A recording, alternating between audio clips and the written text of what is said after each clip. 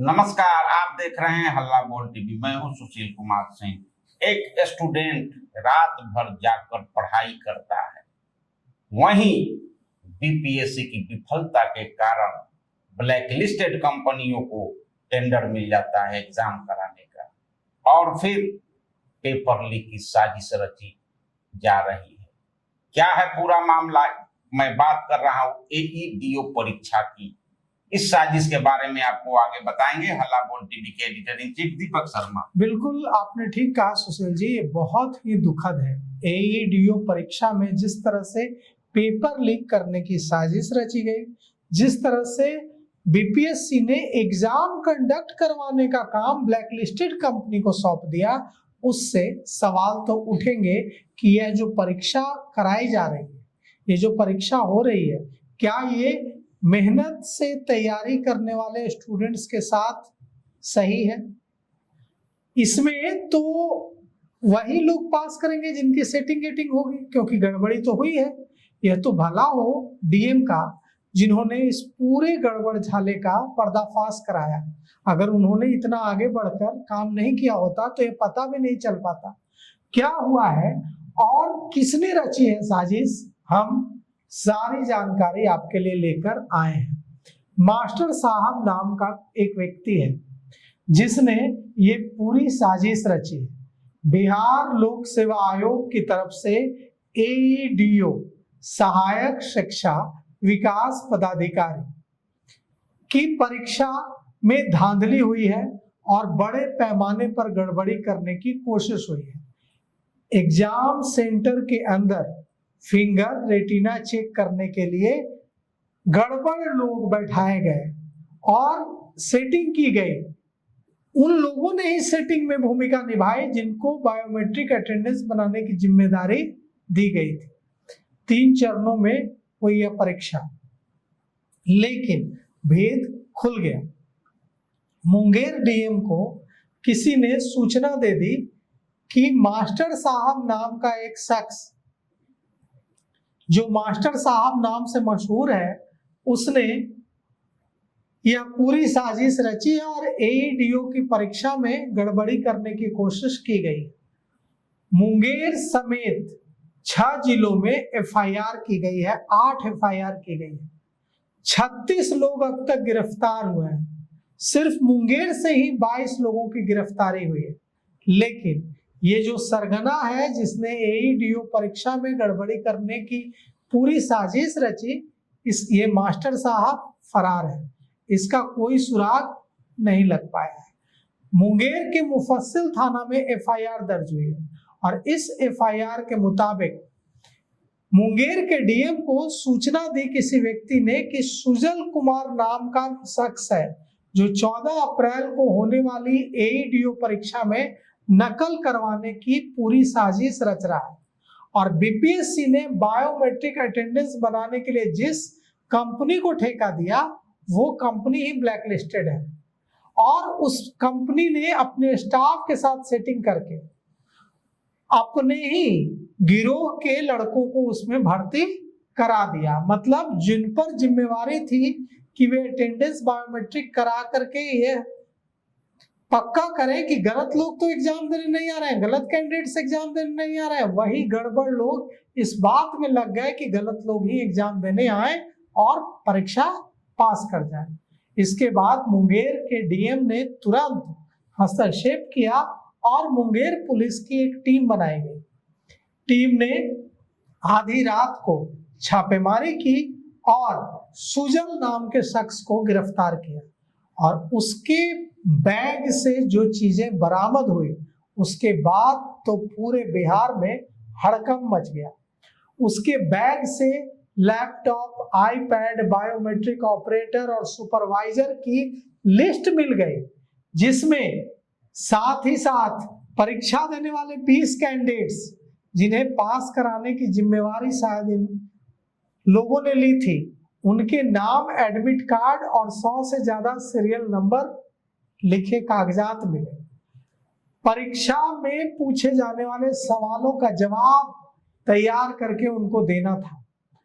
सुजल के mobile phone को police ने जब्त किया और उसको जब खंगाला तो पता चला कि 20 कैंडिडेट्स के एडमिट कार्ड को भेजा गया था और एक व्हाट्सएप ग्रुप बनाया गया था जिसका नाम था M Munger, M for master साहब। तो इस व्हाट्सएप ग्रुप में कई लोगों के नाम जोड़े गए थे और इससे ये पूरी लिस्ट अब मुंगेर पुलिस के हाथ लग गई। सेटिंग की गई थी, परीक्षा के दौरान सभी कैंडिडेट्स को सारे सवालों का सही जवाब बायोमेट्रिक ऑपरेटर और सुपरवाइजर के जरिए पहुंचाना था। और ये जो मास्टर है जिसने ये पूरी साजिश रची, इसने मुंगेर सॉल्यूशन नाम से एक और व्हाट्सएप ग्रुप भी बनाया था। यह पूरी कोशिश सफल हो जाती अगर मुंगेर डीएम ने तुरंत इस पर एक्शन नहीं लिया होता और सुजल की गिरफ्तारी नहीं होती। नालंदा पुलिस ने भी कैंडिडेट्स को गिरफ्तार किया है जिनको आंसर लिखवाया जा रहा था। अब सवाल यह उठता है कि ये मास्टर कब गिरफ्तार होगा और क्या ये मास्टर अकेला है या इस मास्टर के ऊपर भी कोई और है, और क्यों बीपीएससी ने एक ऐसी कंपनी को जो पहले एनआईटी की ओर से ब्लैकलिस्टेड की जा चुकी है उस कंपनी को ही टेंडर दिया। क्यों बीपीएससी को ब्लैकलिस्टेड कंपनियां ही पसंद है? मास्टर के इशारे पर सुजल ने कई लोगों को अपने गिरोह में शामिल किया था और उन्हें हायर कराया था।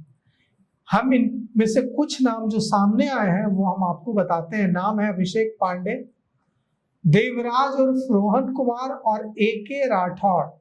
इन सब को ऑपरेटर बनाकर, बायोमेट्रिक ऑपरेटर बनाकर और सुपरवाइजर बनाकर एग्जामिनेशन सेंटर के अंदर भेजने की पूरी साजिश रची गई थी और मास्टर की यही योजना थी।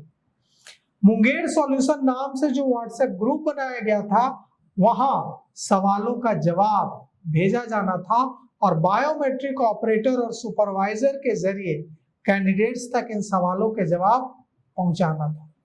कहा जा रहा है यूयू अब जांच कर रही है इस मामले की और कहा जा रहा है कि जो मास्टर है जो अब तक फरार है, यह मास्टर की बहन भी AUDO परीक्षा में कैंडिडेट के तौर पर शामिल हो रही थी।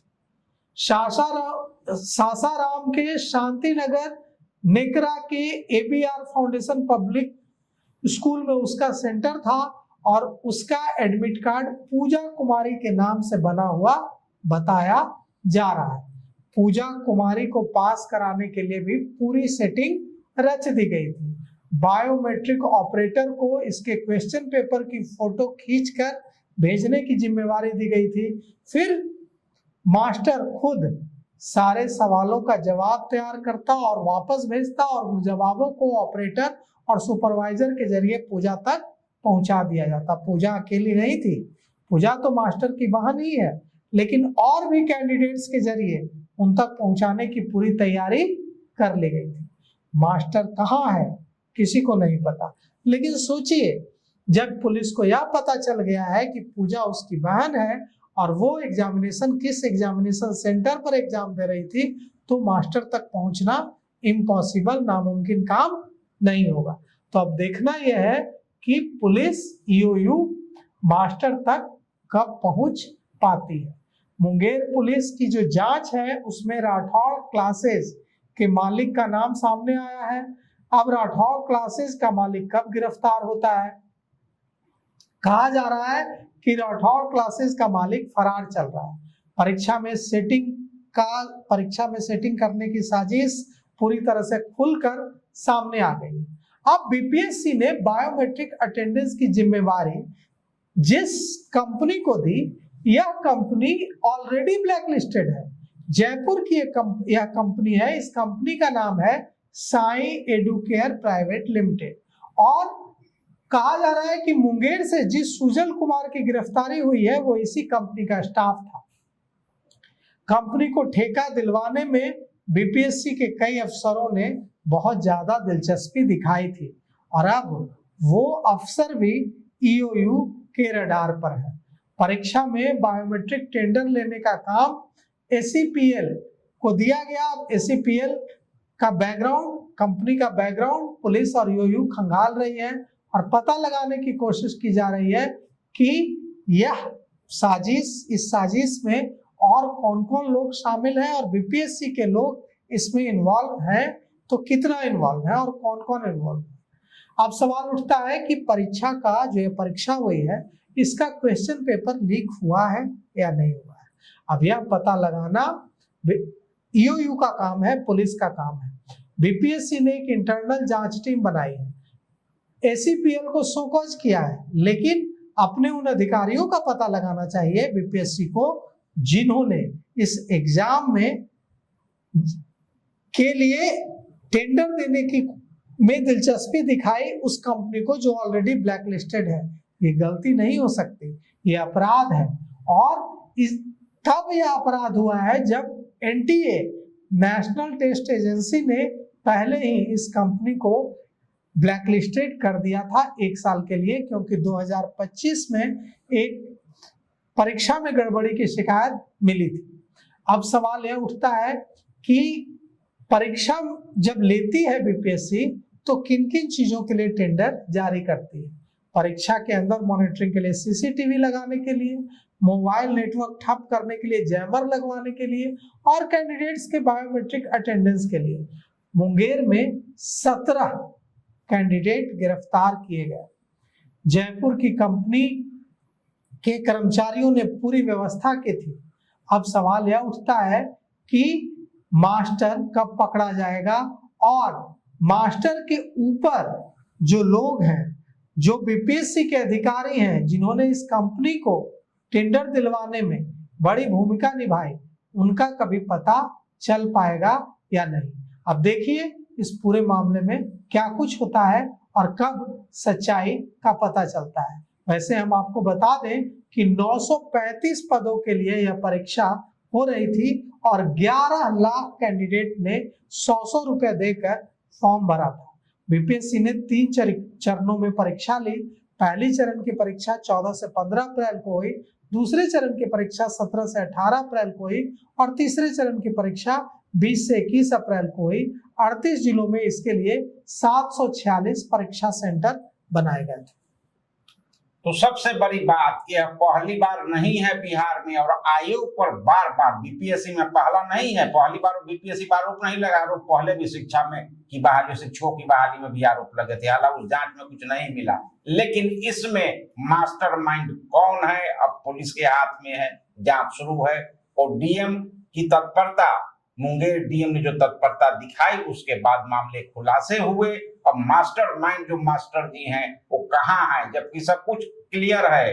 उनकी बहन परीक्षा में अपीयर हो रही थी, इतना आसान है जिसको पता लगाया जा सकता है। तो इस पे बार बार चूक।